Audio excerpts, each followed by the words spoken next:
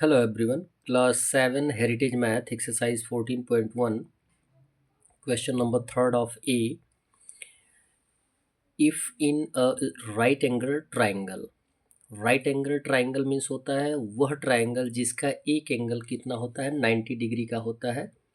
और types of triangle की बात की जा रही है तो आप ट्राइंगल बेस्ड वीडियो दिया गया है उसे आप अवश्य देखें, जिसमें आपको ये बताया गया है कि कौन से टाइप की कौन सी ट्राइंगल होती है on the basis of sides, on the basis of angle.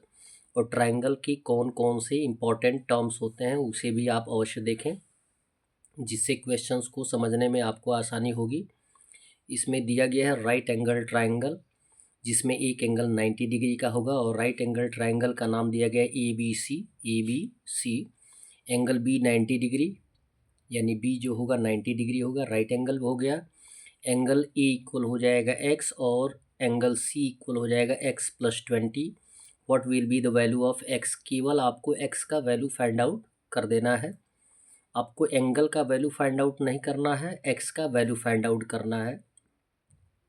तो जैसा कि आपको बताया जाता है कि एंगल सम प्रॉपर्टी जो होती है किसी भी ट्राइंगल के सभी एंगल का योग जो होता है 180 डिग्री का इक्वल होता है। तो लिख देंगे sum of all angles of a triangle is equal to कितना हो जाएगा 180 degree. So angle A, angle B और एंगल सी को ऐड करने पर कितना आएगा 180 डिग्री आएगा।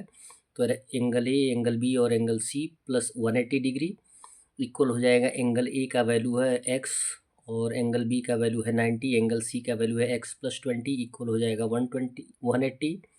एक्स को एक्स में ऐड कर देंगे तो 2x आ जाएगा और 90 प्लस 20 ऐड हो जाएगा तो कितना आ जाएगा 110। 110 को ट्रांसफ़र कर देंगे तो माइनस हो जाएगा, तो 180 माइनस 110।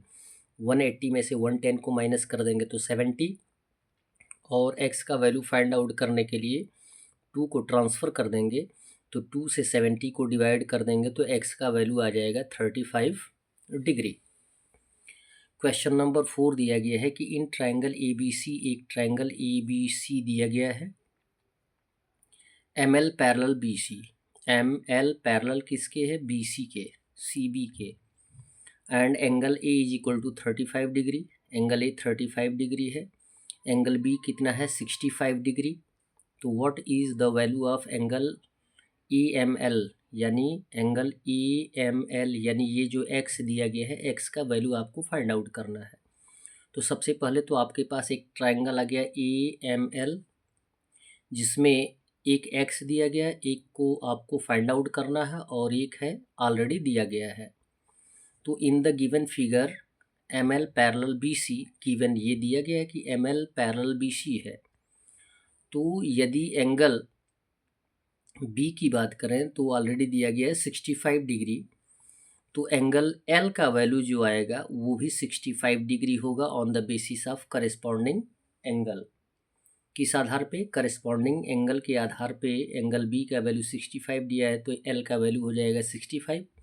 अब हमारे पास जो ट्राइंगल AML बन रहा है उसमें दो एंगल पता हो गया, x का वैल्यू फाइंड आउट करना है। तो ये जानते हैं कि ट्राइंगल के सभी एंगल्स का योग कितना होता है 180 डिग्री। तो यहाँ पे लिखेंगे angle A plus angle L और प्लस एंगल AML यानी M इक्वल हो जाएगा 180। सो एंगल A का वैल्यू 35 डिग्री और एंगल L का वैल्यू जो है वो आपका 65 डिग्री।